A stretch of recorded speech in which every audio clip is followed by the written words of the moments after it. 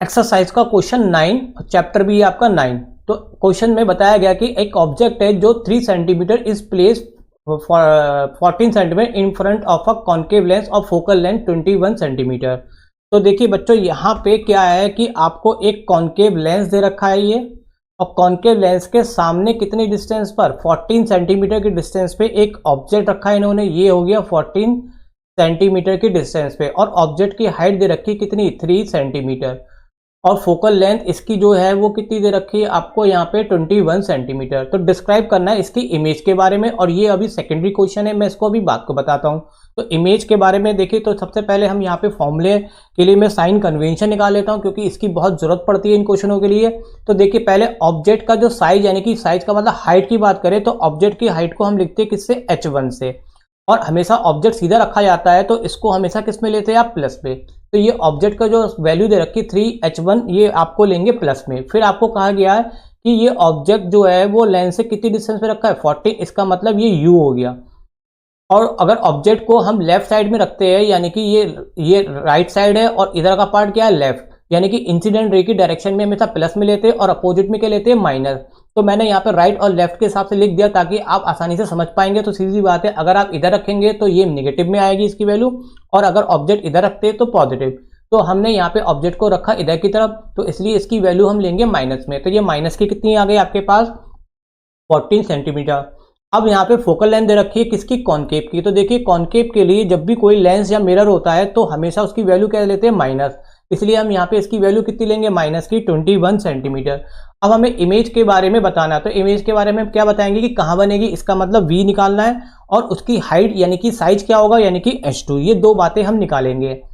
अब देखिए लेंस का फॉर्मूला लगाते हैं। पहले हम लेंस का फॉर्मूले से, हमारे पास u है, f है, तो हम क्या निकाल लेते हैं, v। तो इसमें हमने इसकी वैल्यू लगाई, तो वैल्यू हमारे पास u की कितनी है, -14 है, और f की कितनी है, -21। इस -40 माइनस माइनस प्लस हो जाएगा, और राइट साइड में लाएंगे तो फिर से ये बन जाएगा माइनस। अब हम इन दोनों का ले लेते हैं एलसीएम। तो एलसीएम लेंगे तो कुछ इस तरह से आपको आता ही करना, आप अपने हिसाब से भी कर लीजिएगा। तो माइनस माइनस ऐड करेंगे तो ये हो जाएगा -35। अब 7 की टेबल से काट लेते हैं, 7 5 जा और 7 3 जा, तो ये बचेगा आपका कितना, माइनस का 5, 3 इंटू 14। इसको रेसिप्रोकल करेंगे, 14 3 जा कितना होता है 42, तो ये आ जाएगा पलट के 42/5। और 5 से जब इसको डिवाइड करेंगे तो ये आंसर आएगा आपका 8.4 सेंटीमीटर। तो एक चीज तो हमने निकाली आपकी यहाँ पे इमेज डिस्टेंस। अब हम हाइट की बात करेंगे, तो देखिए आपने एक फॉर्मूला पढ़ा होगा मैग्निफिकेशन का। लेंस के लिए मैग्निफिकेशन का फॉर्मूला होता है, दो फॉर्मूले होते हैं, h2/h1 भी होता है, v/u।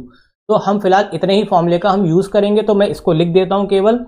अब इसमें हमारे पास देखिए जो जो वैल्यू है उसको अब अप्लाई करेंगे। तो h2 तो बच्चों अभी आपको फाइंड करना है, और h1 कितना हो गया आपके पास 3, v हमने निकाला माइनस का 8.4, और u आपके पास कितना है बच्चों यहाँ पे माइनस का 14। अब इसको हम करते हैं सॉल्व।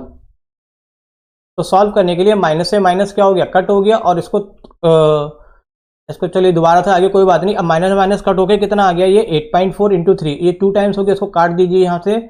अब इसको तो आप आसानी से कैलकुलेट कर लेंगे, तो ये आपका आ जाएगा आंसर कितना, 1.8 सेंटीमीटर।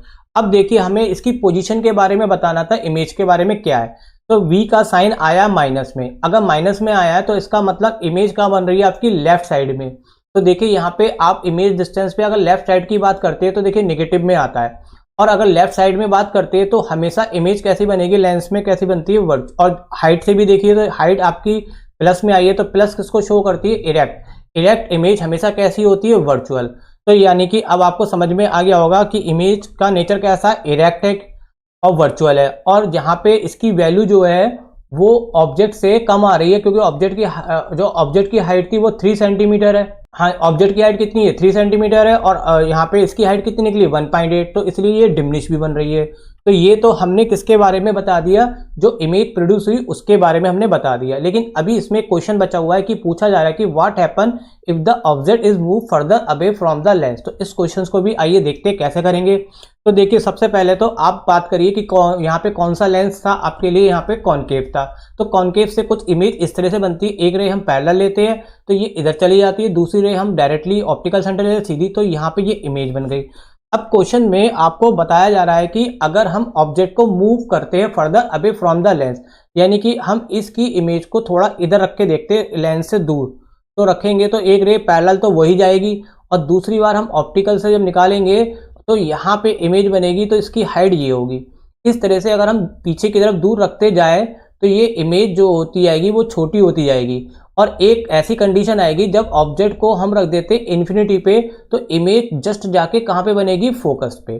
तो बस यही चीज आप लिख देंगे, क्या लिखेंगे कि if the object is move further away from the lens, तो साइज क्या हो रहा है उसका, स्मॉल हो रहा है। देखिए साइज क्या होता जा रहा है, छोटा होता जा रहा है, और छोटे होते तो क्या होगा कि अगर ऑब्जेक्ट पहुंच जाएगा आपका कहाँ पे, इन्फिनिटी पे, तो इमेज कहाँ पे बन के आ जाएगी, लास्ट इमेज आपकी बनेगी फोकस पे।